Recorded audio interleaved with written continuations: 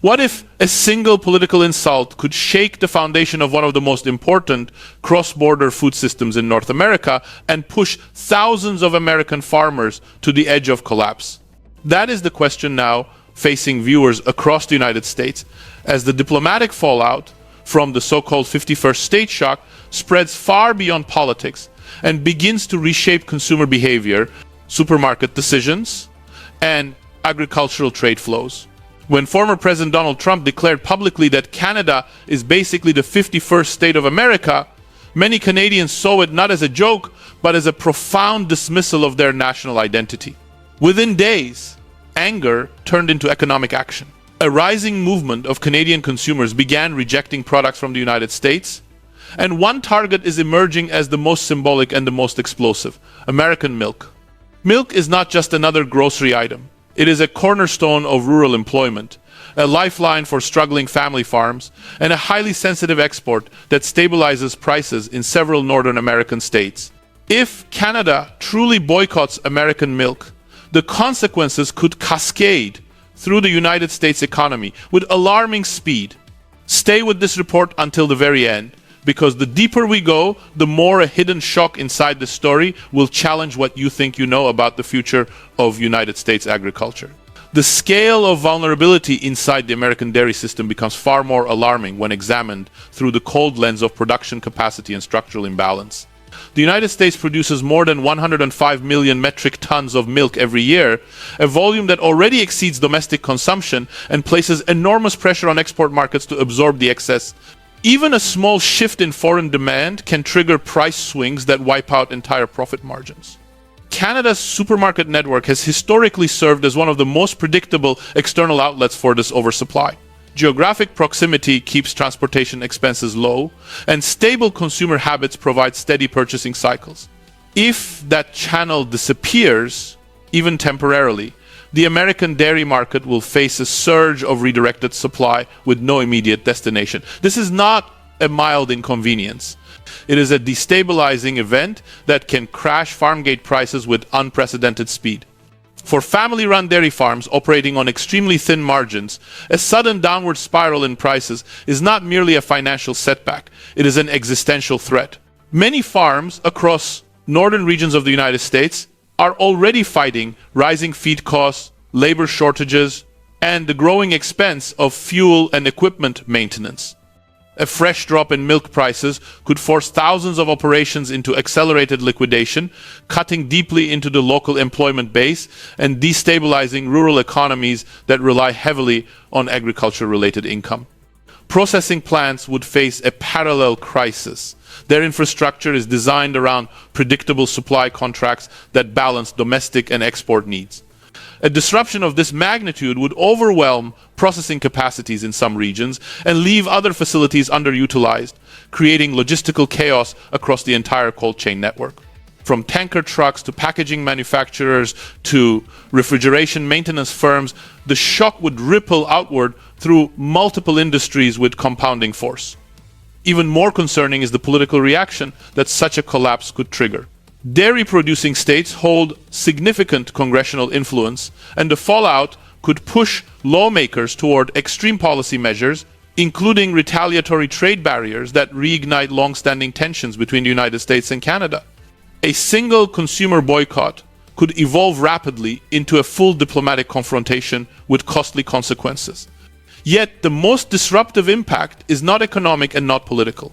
It lies in a hidden structural weakness inside the United States dairy system that few Americans are aware of. And what happens when that weakness is exposed will redefine the scale of this crisis. The next section will reveal why this threat is far larger than a lost export market.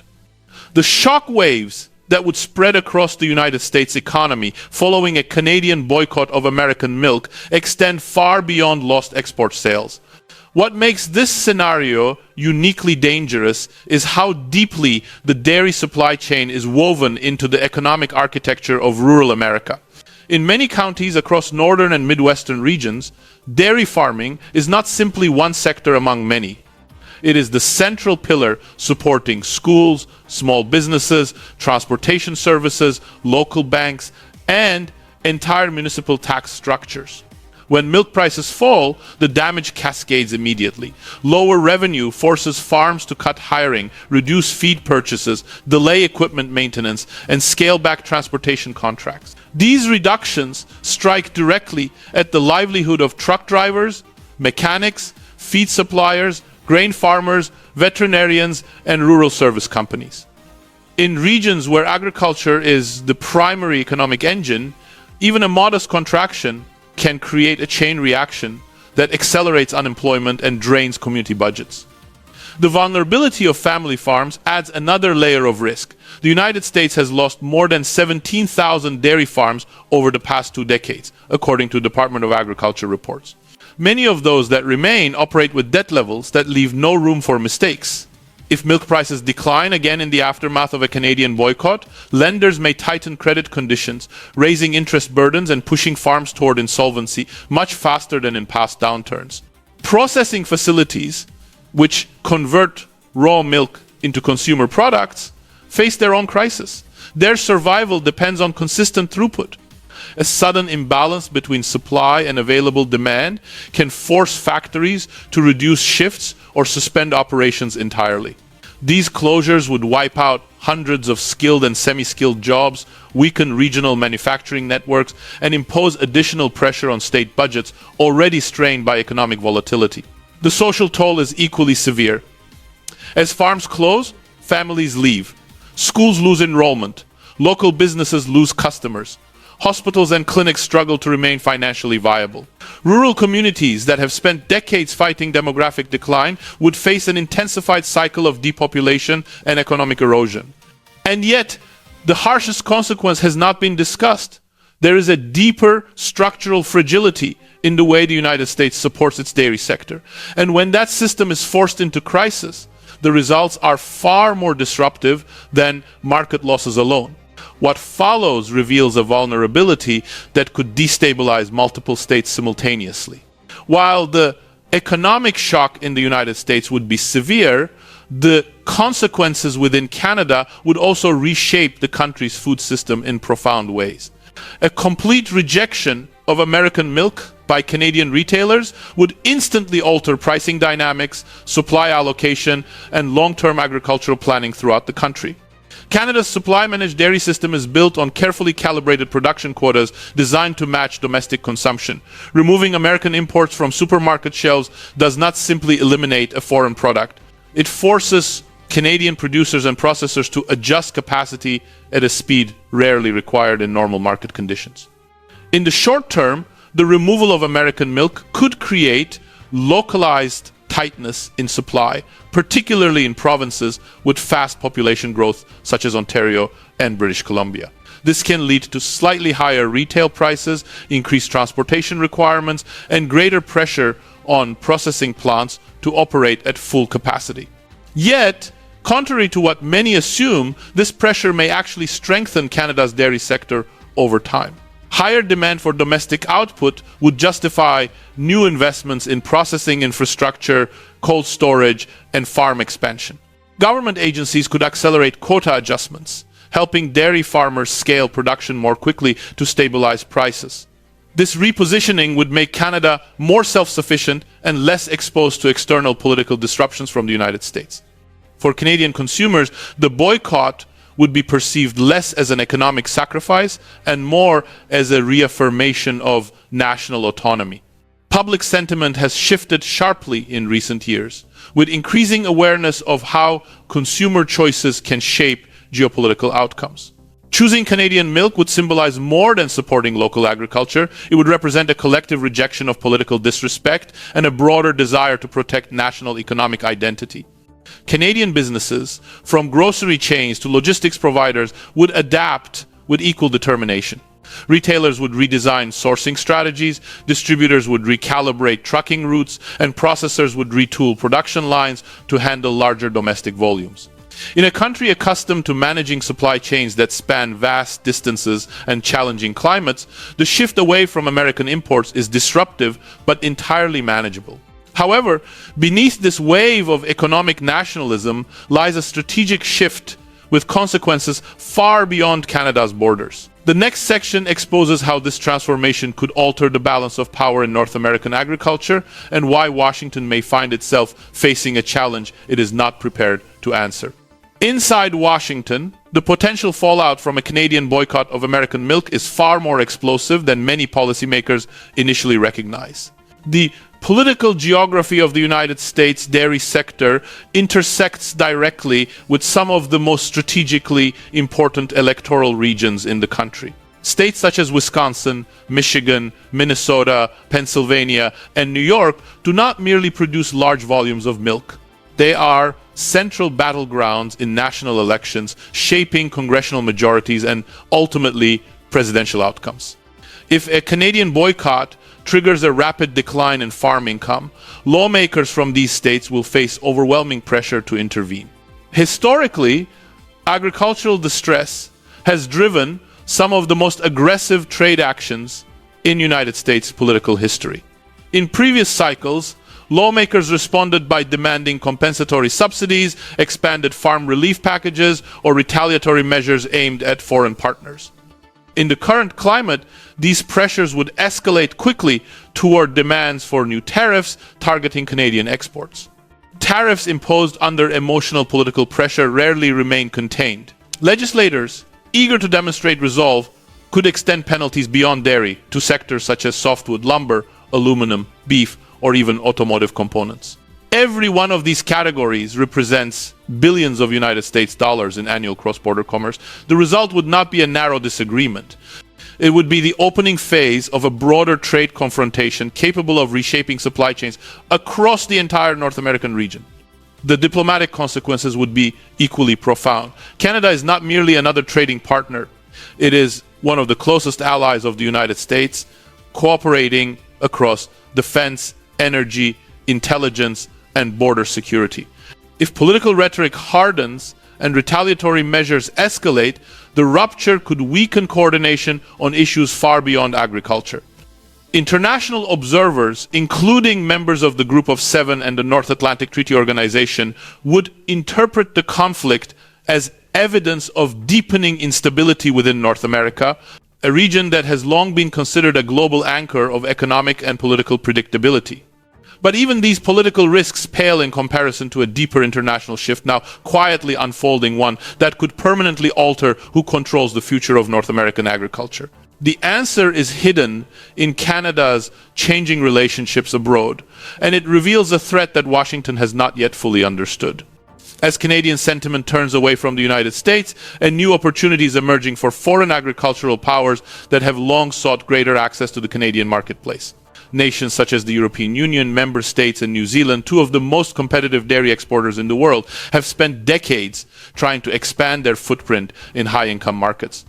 If American milk is forced out by a consumer boycott, these countries will move rapidly to capture the space left behind. Canada already maintains trade agreements with both regions. Under the Comprehensive Economic and Trade Agreement with the European Union and the Comprehensive and Progressive Agreement for Trans-Pacific Partnership, tariff rate quotas allow limited volumes of foreign dairy imports at reduced tariff levels. Until now, American producers have held a natural competitive advantage due to proximity, lower transportation costs, and established commercial relationships. A boycott eliminates these advantages instantly. If European or New Zealand processors gain even a small foothold in Canadian retail networks, the long-term consequences for the United States could be substantial. Once Canadian consumers become accustomed to alternative imports, replacing American products may no longer feel necessary. Market share lost in dairy seldom returns easily because retail contracts, distribution routes, and processing partnerships tend to solidify around new suppliers.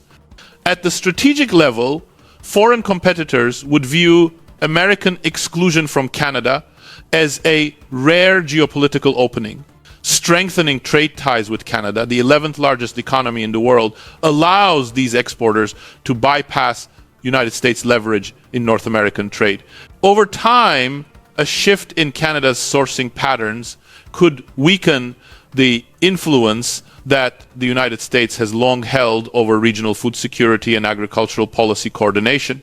This erosion of influence carries implications far beyond milk. If Canada begins restructuring more of its agricultural imports away from the United States, the pattern could spread to beef, produce, packaged foods, and manufactured goods.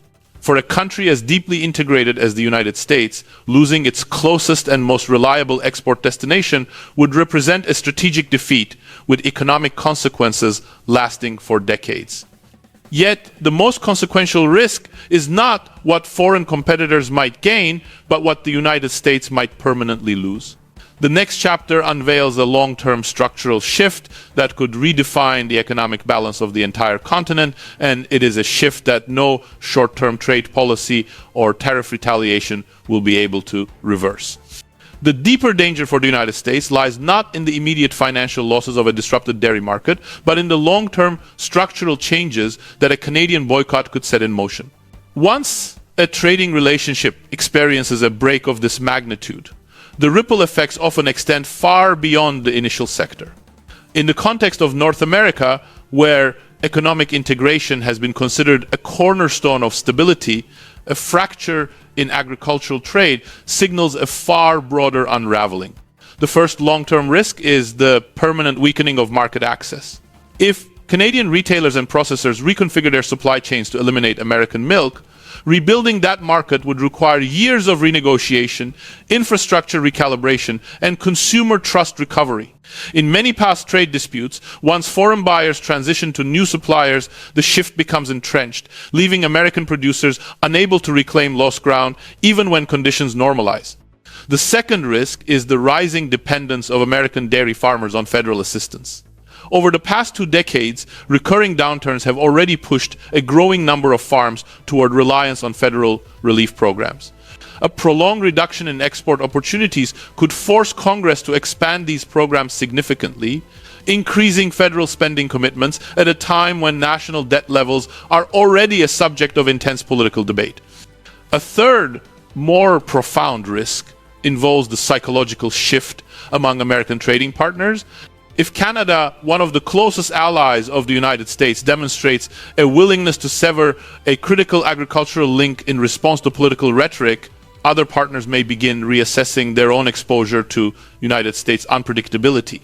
This erosion of trust would weaken Washington's ability to negotiate future trade agreements, shape global standards, and maintain influence in international economic forums. Yet the ultimate threat extends far beyond economics. What comes next reveals a strategic vulnerability that has been quietly growing inside the North American landscape, one that could reshape the continent's power dynamics in a way Washington cannot easily reverse. Despite these escalating risks, the United States does possess strategic avenues to stabilize its dairy sector and rebuild regional influence. The first opportunity lies in accelerating the modernization of its agricultural production systems. By investing in advanced processing technologies, higher value dairy derivatives, and improved export logistics, American producers can shift away from dependence on bulk liquid milk exports. Higher margin products such as specialty cheeses, protein concentrates, and nutraceutical ingredients open access to new markets less vulnerable to political disruption. A second strategic path involves diversifying export destinations. Markets in Southeast Asia, the Middle East, and Latin America have shown growing demand for dairy imports. Although reaching these regions requires more complex logistics than supplying Canada, they offer long-term growth potential and reduced dependence on any single partner. The United States could also expand agricultural diplomacy in these regions, strengthening partnerships that mitigate vulnerability to North American political tensions. Diplomatic engagement represents a third crucial pillar. Washington could seek to rebuild trust with Ottawa by revisiting specific provisions within the United States, Mexico, Canada agreement and offering more predictable trade assurances. Transparent negotiation frameworks combined with joint agricultural planning may help restore confidence and prevent future disruptions.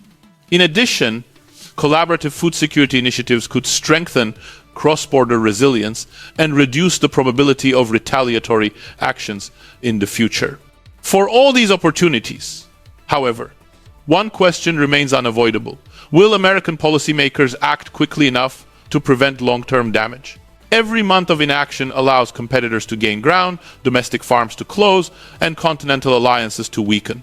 The final part of this analysis will expose the decisive factor that will determine whether the United States emerges from this crisis resilient or whether it enters a prolonged era of agricultural decline that few Americans are prepared to confront. The analysis leads to an unavoidable conclusion. If Canada boycotts milk from the United States, a significant share of American dairy farmers will not survive the shock. The combined impact of redirected supply, collapsing prices, rising insolvency, and aggressive foreign competition would strike at the most vulnerable parts of the dairy economy. Family farms operating on thin margins would be overwhelmed. Processing plants in northern states would face severe contraction. Rural communities dependent on dairy income would experience renewed economic decline. In political terms, the crisis would force Washington into emergency measures that cannot fully offset the structural damage.